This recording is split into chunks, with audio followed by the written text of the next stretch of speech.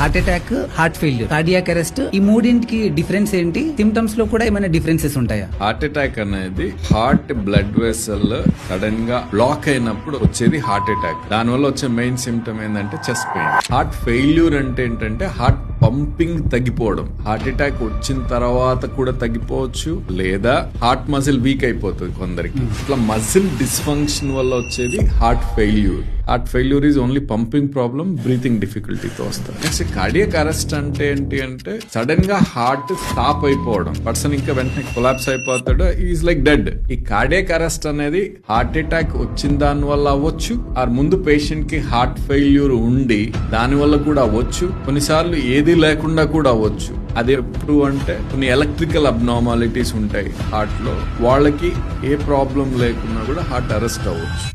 ఈ వీడియోని మీ friends and ఫ్యామిలీతో షేర్ చేయండి. ఇన్ఫర్మేషన్ వర్తి అనిపిస్తే ఒక్క లైక్ చేయండి.